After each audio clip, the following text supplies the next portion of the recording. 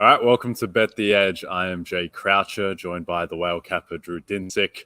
It's quite a day of sports yesterday. Mr. Whale Capper, still kind of coming down from it. I won't lie, I did not get to watch the World Cup final because I was on TV for the 2 hours during the World Cup final. I won't lie, I certainly had the live odds up on my laptop screen while I was on television at the time, kind of nervously tracking along. But I was talking about Desmond Ritter while the World Cup final was going on, for better or worse. I watched it last night and certainly felt like I lived the event with the 6,000 WhatsApp messages I was getting through it. But let's start with the World Cup quickly. What is your takeaway from yesterday?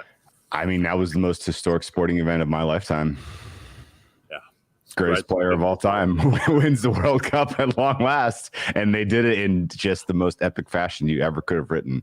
Like the go-ahead goal 3-2 that Messi scored was it like you were so concerned that Argentina runs out of gas at the end of regulation there and lets in those two go. By the way, the second Mbappe goal, if you haven't seen that replay yet, holy smokes, that came out of nowhere, and it was just it was a thing of beauty.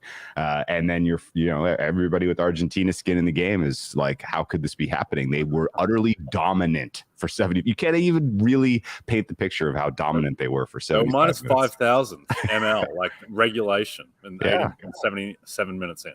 Yes, 2-0 didn't do justice to how tilted the field was. And yet there it was 2-2. We're going into extra time. And, Argentina getting the third goal it was a moment of beauty. Everybody's holding their breath, hoping that VAR doesn't bring it back on offsides.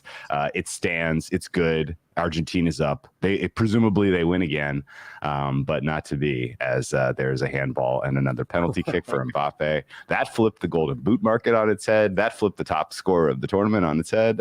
It was wild. And then surely the heartbreak for me, at least, was that Emi Martinez ultimately stole the show. He comes away with the most spectacular save of the entire tournament. Basically to keep Argentina alive. France probably should have gotten that goal and won 4-3. And then and then in the end, Martinez makes the key save and the penalty kicks, and that's that. So, it was something to remember for all time. It was absolutely, like I said, it was the most historic sports moment that I can remember. Everything that comes along every 4 years like this just has more gravity. It has more weight. It holds more importance. And you can't deny the fact that several billion people cared about what happened yesterday and were tuned in on their edges of their seats, dying to know if Argentina or World Cup was going to win that, Argentina or France was going to win the World Cup. And ultimately to see Messi hoist it was amazing. Several billion people. Like I said, unfortunately, I wasn't one of the several billion. But watching the game back last night, the two big things that I'll always remember watching it 12 hours after it happened was one, Montiel, his reaction after he scored the winner, just that he was so kind of exhausted. I thought that was just the perfect kind of visual summation. There was no mad dash to the corner flag to celebrate. It was just such a relief and such a moment. And then the Spanish language call of the game on Telemundo of the final as Montiel slots it as the commentator bursts into tears, basically, is just one of the all-time great moments. I'll always remember, the commentator saying, Campeón del Mundo, Campeón del, just over and over again as his voice cracks up. So it's quite something. From a betting perspective, I think the main takeaway for next World Cup, I guess, or even the next Euros, these type of tournaments with the soccer awards, is that I think, look, Martinez winning the Golden Glove is a complete travesty, obviously. He was the fourth most deserving candidate. He's probably less deserving than Wojciech Szczesny, who got eliminated with a round of 16. Like, honestly, they had 2 saves coming into the final. But I think it was such an epic event and such an epic game. It was the greatest game of soccer ever, that they were going to clean sweep. Like, just the players in that game were going to clean sweep the awards. I think that if France score at the death in the 123rd minute, I think they just give the Golden Glove to Lloris. But you just give it to the guy who wins, because it was such an epic game and it demanded that, which is certainly a shame as someone who was on Bono and Livakovic, but it is what it is. And then before we get to the NFL, just quick, I'm interested in your price on this. If France win that game, Does what price is Messi to win Golden Ball if France win? Be it say they win the shootout. What price is Messi to win Golden Ball after Mbappe has maybe the greatest performance ever in a World Cup final? Yeah, so it's crazy because Mbappe was on a milk carton for 75 minutes. Like literally, like, is he out there? Is he playing? Where is he? Is he going to do anything? And then he did everything. It was like, okay. I think going into that game, you priced Messi in the 500 to minus 500 to minus 1,000 range. And the little sliver that you give not Messi was that Mbappe scores a hat trick. And then he's live, and then he scored a hat trick, so he was live. I think you're probably at pick 'em between those two players, and it's going to be, whoever won the game was going to sweep the awards, and if France won, they probably were going to flip and give it to Mbappe. Yeah, I still think Messi would have won. I still think Messi's heavy favorite to win Golden Ball, just because Mbappe he won the Golden Boot. And so are they really not going to have Messi on the podium after this whole tournament? They're going to shut him out entirely? I think that they probably would have given it to him, but would have introduced some uncertainty. And let me tell you, an Mbappe Lloris or Mbappe Martinez double would have just absolutely sunk me. So I'm glad that Messi at least won the Golden Ball. But yeah, quite a tournament. And we'll never see anything like it. So it's not even like we can wait 4 more years for that, because we're not going to get that again, almost certainly. But it was a lot of fun, certainly from a betting perspective and a real life sports perspective. But let's talk about the NFL. And it was quite a come down. Even though I didn't watch the game live, to kind of experience it through social media and WhatsApp messages, to go from that to death riding Jets-Lions and watching Zach Wilson just sail passes 7 yards behind receivers. Our friend of the show, Sam Monson, he had it best. He had a tweet where he's talking about how Zach Wilson, he was so bad that he was basically throwing picks, but the picks were too far behind the cornerback for the cornerback to catch the picks. Yeah. So he's not only missing his own wide receivers, he's missing the cornerbacks as well. So let's talk first, though, about the AFC, just in general, and I guess the playoff contenders off of yesterday's events and Saturday as well. Who were you most impressed by yesterday in terms of, I guess, stock up? I think it starts and ends with the Jaguars. That was a man's win. The ball bounced their way, no doubt about it. But for me, I have to say, stock up with the Jaguars. And I get it. Like, you look at in particular, Cowboys weren't playing for as much. Certainly. They were on that very, very outside chance that they were going to claw back into an NFC East. They're pretty firmly secured in this 5 seed right now for the playoffs. They're in the playoffs, no question. So, I get it. There was a pretty disproportional, what mattered to those two teams in that game. But it didn't change the fact that, the Jaguars were down 17 points at one point, absolutely getting their teeth kicked in, and they didn't quit. And I think you can hang some of the blame on Dak Prescott, surely. We have still yet to see him complete 4 solid quarters of quarterbacking, playing, solid quarterback for the Cowboys, which is weird because when he's on, he's so good. But when he kind of has these lackadaisical drives, moments, quarters, it takes the Cowboys entirely out of the game because, they do waste a ton of plays, with Zeke running into, a cloud of dust and, into the line.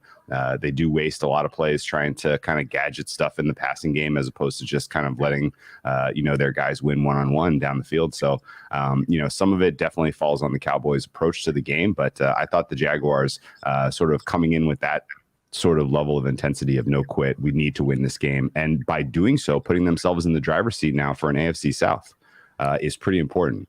The Jags, we're not even really joking. I don't think the market is correctly pricing the AFC South right now. The Jags have winnable games the next 2 out against Zach Wilson, who you mentioned, and the Jets on Thursday, followed up by a game against the Texans. Now, I get it. The Texans have been their bugaboo for as long as Trevor Lawrence has been in Jacksonville, and he has yet to solve the mighty Houston Texans, who, the Chiefs had trouble with yesterday as well. But that aside, those are 2 winnable games. You win those 2, you have a game potentially in pocket over the Titans, who have to play the Texans and the Cowboys. So that Week 17 game between the Cowboys and the Titans is going to be huge for the Jags, just in general, because the Cowboys take care of business there, which you would expect they would. Then Jags go into that final game. They may not even need a win to get in. They may just be it just may be over. So I think realistically, Jags very, very live here to play their way into the playoffs. And you got to say that I don't think any team in the AFC is going to love facing somebody who's as hot right now as Trevor Lawrence is. The guy is just absolutely reading the field extremely well. He's reading defense as well. And he's got just he's building a very solid chemistry with Christian Kirk and Evan Ingram and Zay Jones. Like that's all of a sudden that's like a very dynamic 3 wide receivers to go to war with. So they have some issues with the tackle health. I know they have some very questionable pieces on the defensive side of the ball in terms of just sort of, airmailing some stuff in terms of scheme and play. But Jags still look very, very live to me right now. And, I think any plus money price you have for them to win the South, you're going to enjoy this last quarter of the season. Yep.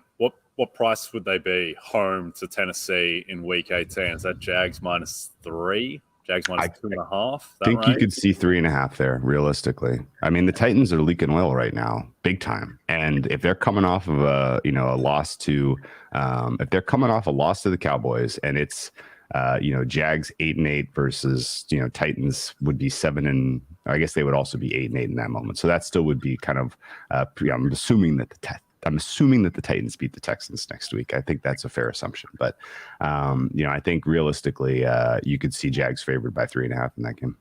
Yep. I think the one issue with the Jags, and look, it's great that we were all over the Jags early in the season when their price was plus 700, plus 750 to win the division. And then that was looked like a terrible bet a few weeks ago when they were well longer than that in the market. But the one thing is that, if Tennessee, if they beat Houston, then the Dallas game doesn't matter. Like they just need to beat the Jags in Week 18. So that's the concern.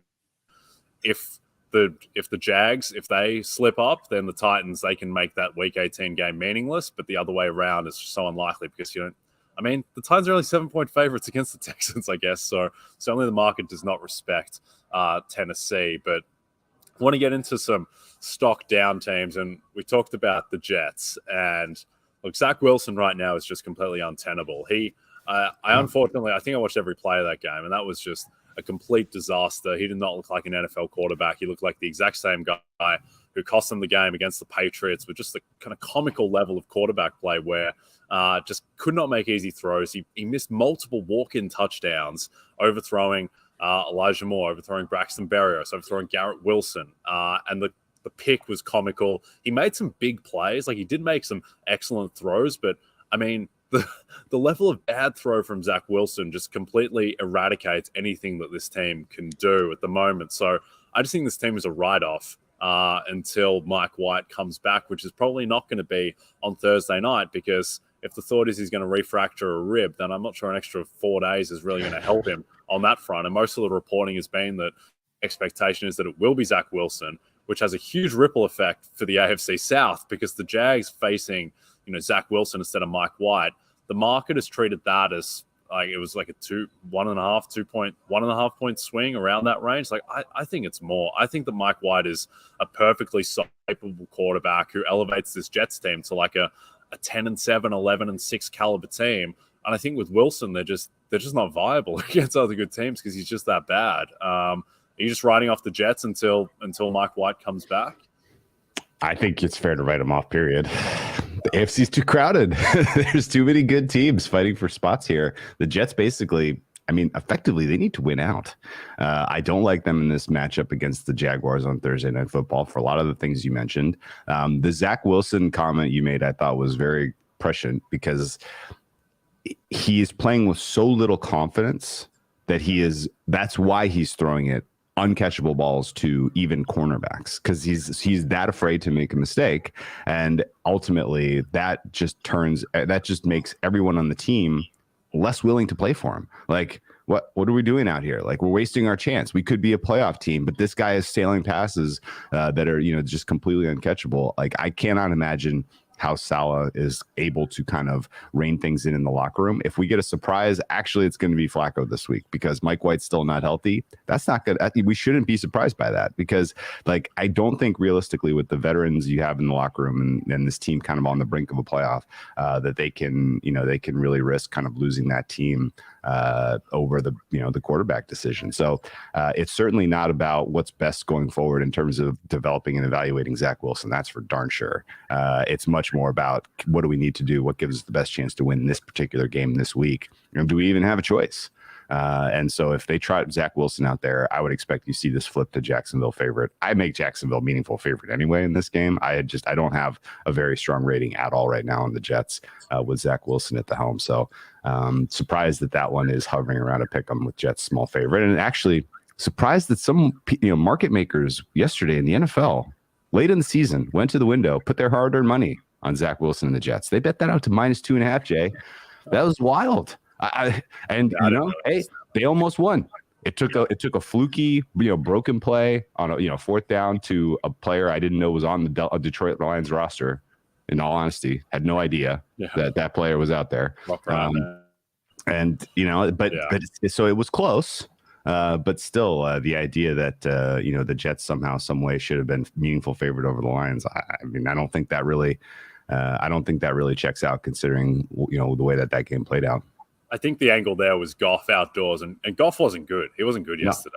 He was that offense did nothing. I mean, they scored. What did they score? 13 points because they got the punt return touchdown. So they weren't impressive at all on offense. Defensively, the Lions, I mean, the run defense was good, I guess, mainly because they sold out because they knew that Zach Wilson wasn't going to do anything. But I really think that, just give the Jets Brett Rippon. So give them Trace McSorley yesterday. I think they win that game. Zach Wilson was that terrible, and I'm not sure that's going to get too much better. All right, before we jump into the NFC South, the glorious NFC South, a reminder to download the RotoWorld app to receive breaking player news all season long. Stay ahead of the competition by favoriting players on your roster. Get the latest injury updates, player news, and much more delivered right to your phone. It's available in the App Store today. All right. Let's talk about the NFC South. Now, the Bucs, obviously a disastrous loss in a way, up 17-0, and then just absolutely butchered the second half of that game and basically just kiss it goodbye. I actually feel a little bit better about the Bucs after yesterday, though, just because they were able to move the ball against a pretty good defense, and they were able to get some stuff going. And look, defensively, they're so banged up. No Jamel Dean, no Vita Vea, Shaquille Barrett's out for the they at least played a good half against Cincinnati, and that division is so poor that you still have to feel pretty good about their chances in the NFC South. Yeah, I don't think you can stock down them. And it's hard because when you look at some of the second half tape there, they concede a drive on downs, and then they turn the ball over 4 consecutive drives.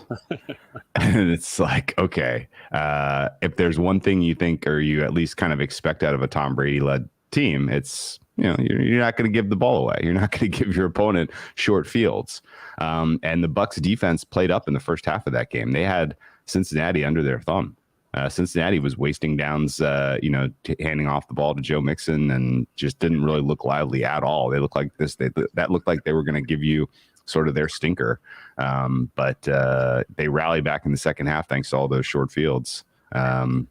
Burrow didn't even really have an especially, efficient game here, 5.1, yards per completion, but he got 4 touchdowns thanks to the short fields. The big surprise, I think, was that Tyler Boyd and T. Higgins were available for this game, and yet they still kind of struggled for a lot of the game offensively. The Bucs, on the other hand, I guess if they go into any playoff game and they're meaningful dogs at home, you're going to have to think about, do we take the points here? Even against because it's shaping up right now that no one else is going to threaten for the South. The Bucs are going to win this by default, and they're going to host the Cowboys. So it's time to start kind of really thinking about how that handicap works out. A ton of that is going to come down to who's available for the Bucs defensively in terms of player health. But if the offense has a clean game against the Cowboys, then the Bucs are going to be live. Now at that point, do they have it in them to go on the road and get 2 more wins? I'm not seeing it. So I don't think there's really much to run to the window and get involved with here in the futures market for the Bucs, even though Tom Brady, going to be your most experienced quarterback in an otherwise very, very weird quarterback mix in the NFC. But ultimately, I think they are a short-lived playoff run if they can even get that home win. Yep. I suspect they're +4.5 against the Cowboys in Tampa. That type of range, maybe 6. You reckon higher? Yeah. I think it's going to be a big number. I mean, the Cowboys were what, Cowboys 4.5? Don't look very good at the moment. No, they don't. But they still were 4.5 points favorite on the road against the Jaguars. I think the Jaguars right now team rate higher than the Bucs by a point and a half.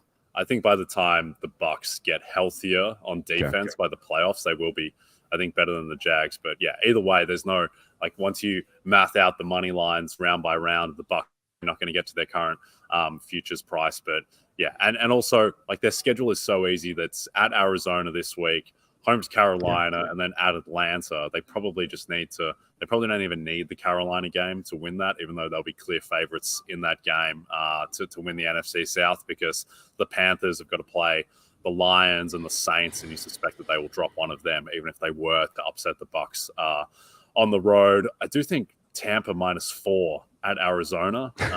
That's too small. This Arizona team's a complete disaster. Don't know who's playing quarterback. It could be the Trace McSorley show. That I suspect that will definitely close higher than -4. It's uninspiring as the Bucs are. And I also think the Bengals -3.5 at the Patriots. I think that's a bit small as well.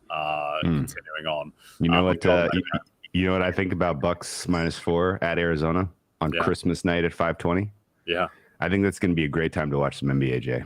Yeah, well, listen, I got a fair bit of Bucs -4, so I'll be strapping in to watch my beautiful Bucs defense shut down Hollywood Brown. That will be the lean there. Do you have any faith in the Panthers after yesterday being able to chase the Bucs down? They're +350 to win the division. No, I don't understand what happened with that running game yesterday. The Steelers the week before were there for the taking in the running game, and the Panthers coming in and just having absolutely no pop. The offensive line getting no push. That was a weird no-show by that unit overall. And I don't think you can realistically expect that they're just going to be able to, flip the switch all of a sudden. That Panthers, I'm out on this team in general. I think they had their for whatever reason they had their Super Bowl in Seattle, and they played their best game of the season. And I think that may have shaded some people's opinion of that team. I'm kind of in shock, actually, that they were 2.5 point favorites yesterday on the close. Just it was an interesting slate of games where some incredible finishes, some incredible games, and then just also a nice little smattering of Cardinals, Broncos, and Steelers, Panthers, which both had just absolutely no interest whatsoever. Let's talk about a game also that I'm not sure is going to be the most compelling, with its total of 39.5 between two teams that almost certainly are not going to make the playoffs. The Rams, who will not be in the playoffs, against the Packers, who are 7-point favorites and technically can still make it if they run the slate. So it is Packers -7. Packers, they have all their wide receivers back, if that matters, for the first time since basically week 2. And this is the first time really they've been healthy at those positions, with Christian Watson breaking out into a touchdown machine. Any lean on the line or the total, Drew? I like Packers here. Not enough to really get heavily involved. 7's obviously, it's a big price, but you have a very limited squad out here for the Rams. And actually, when the Rams were at full strength, they matched up pretty poorly against the Packers. We've seen it a lot over the last handful of regular seasons and playoffs. And I don't really bet the answers even actually we're looking at 7.5. My bad. So this is taking a little bit of steam. I thought this was still a 7-pointer. I would have laid 7. I'm definitely out at 7.5. Here's what I'll say, Jay. You ready for this? Yes, sir. I think the Packers can play their way into the playoffs. I think the 7th seed. I think the 7th seed is there for the taking. I think yesterday's results in the stock up, stock down, it's tempting to say stock up Lions. It's tempting to say, hey, these guys are playing great. They're on a hot win streak right now. They're playing to win the playoffs. The Lions, if you didn't know, they can win their next 2 games. They're winnable. Oh, yes. They go into that Week 18 game at Green Bay. if Green Bay holds court and wins their games as well, Green Bay can beat them at home and they get the 7th seed and the Lions are out. So the path for the Lions to get into the playoffs is actually more dependent on Green Bay losing than you would like if you are a Lions backer. And I think some of the prices that are out there for Green Bay, considering I look at their schedule, I think it's somewhat favorable. I look at where they have been so far this season, and I think they were definitely beset by some very challenging portions of the schedule. A lot of travel. They go to and from London without really getting a break. And here they are now at 5-8 and somehow not eliminated. I think this team can finish 9-8 and get the 7th seed, which would set them up for potentially a playoff matchup against Brock Purdy in San Francisco. And if I'm Aaron Rodgers and I'm Green Bay, I don't mind my chances going up against Brock Purdy in the 2-7 matchup. Yeah. If you win that game, you draw the Eagles and Jalen Hurts trying to get his first ever playoff win. You win that game, and I don't know, who are you playing? Who's the next best team? If you've already beaten the 2 best teams in the NFC, who's the next best team you would least like to go at for the NFC Championship game? You might be talking about at Minnesota. You might be talking about at Dallas.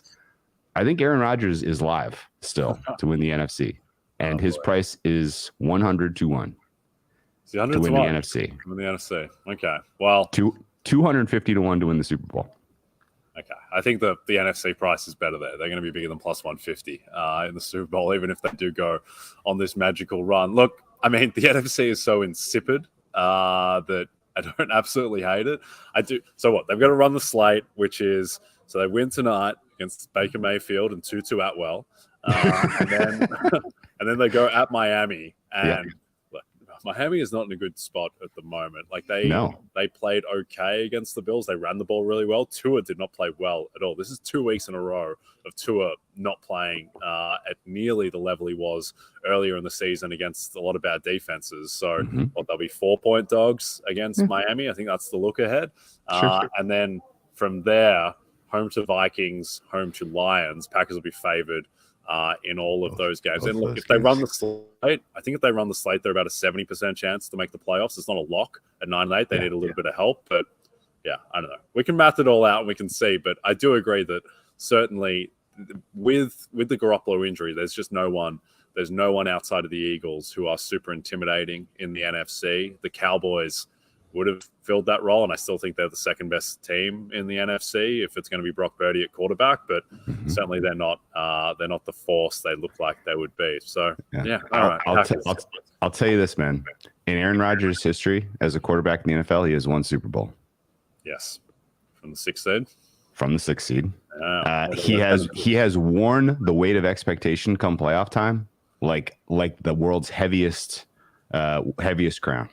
And it is his performance has suffered in the playoff setting with the weight of expectation. I feel like this year, with nothing to lose, like all the he's getting chemistry now with this wide receiver core, which has some talented pieces. This is not crazy that the Packers could go on a little bit of a run here, and every NFC team is flawed, even the mighty Eagles, and they're all there for the taking. If you happen to have the best quarterback in the NFC in the playoff field, even as the 7th seed, I think you're live. It's all I'm saying is that they control their own destiny in a lot of ways. You're right. I think they have a better than 70% chance to get into the playoffs if they win out, just because the other pieces, like the teams that could keep them out, would be Seattle all of a sudden winning in, right? The Commanders all of a sudden winning in, the Giants all of a sudden winning in. Right? Like that, the idea that 2 or 3 of those teams are going to be able to put together sustained winning football in their current state, I take exception to. One of them, okay, fine. But I think that actually just makes it even better for the Packers, because I don't think the Packers want the 6th seed. I think they want the 7. There would be nothing sweeter than, I think, a little bit of opportunity to turn the tables on a Niners team that went into Lambeau and beat them unceremoniously last year. To go into San Francisco and finally get the monkey off their back against Shanahan. It would be a fun matchup. I'm hoping for it. And I'm going to grab a little 101 Packers NFC today. Okay. I don't mind it. I don't hate it. Yeah. I think maybe the players to wait until after the Miami game and then hope that the market doesn't react, because they'll still be a dog. Even if they win the next 2 games, they'll still be a dog to make the playoffs. But Yeah, certainly crazy things have happened. I think the defense is just too bad. But it's the NFC, so Aaron Rodgers and a rejuvenated offense. Who knows? Look, I will own one thing. I got super, it was exciting to see the Magic prices come in the way that they did after beating the mighty Celtics twice this in the last 2 games. Yeah. It's still gonna take a long time for that to really kind of get to the point where you can extract meaningful equity. Yeah. So I get it. I'm a little impatient. I want another shot that's just a big number that has a little bit quicker turnaround, and I think that maybe I'm looking for something like that in this particular angle. But I don't like Aaron Rodgers as a person, as a leader. Like, he's not my guy. I'm not going to war with him. But I can tell you one thing: if he goes on a run this January and I don't have some payoff from it, it's going to be miserable. So maybe I'm just doing this for my own mental health. I don't know. I think you're a little amped up after Gonzalo Montiel's kind of penalty finish yesterday. I think you're kind of riding that wave. But yeah, look, I don't hate it. I do think the defense is probably just too poor, but who knows in the NFC. Let's talk about some props in this game. My favorite prop, I do like to go niche. I like Kyren Williams over 15.5 rushing yards. I think that he's going to start getting a little bit more work. The Rams don't need to see what they have in Cam Akers. The season's over. It's time to give Kyren Williams a bit of run up against a very poor Packers run defense. I do think that he will get enough carries to be able to go over 15.5. You may only need 4 carries against this Packers run D. And I just think the Rams are in discovery mode with their young players. So I think the Kyren Williams will get a little bit of work. It's a fun one to cheer for. This is what it's all about as we get closer to Christmas, cheering your Kyren Williams props on. Any looks that you like in this game, be it the total or any props? No, I'll ride with you on Kyren Williams, though. Fighting Irish legend. He definitely could be the featured back. I wouldn't be surprised. And if there's one thing that the Packers do poorly, it's defend the run. They run those light sets that you can kind of push them around. And Kyren Williams is a big boy. So, why not get a little Kyren skin in this one? That's fun. I'll support you there. Yeah, Kyren Williams gets to 16. Little dent in the Packers run to the Super Bowl, but that will be fine. We can have both get home. All right. If you want more betting, DFS, and fantasy advice right before kickoff tonight, tune into our NFL on NBC Sports YouTube channel at 7 p.m. Eastern as Vaughn Dalzell, Lawrence Jackson, and Kyle Dvoracek answer your questions prior to kickoff between the Rams and the Packers. That is us done for today. Don't forget to check out NBCSportsEdge.com for more information to help you with your wagers. Thanks for those of you watching on the NBC Sports YouTube channel. And if you're listening to us in podcast form, don't forget to rate and subscribe us. From Jay Croucher and Drew Dinsick, we'll see you soon.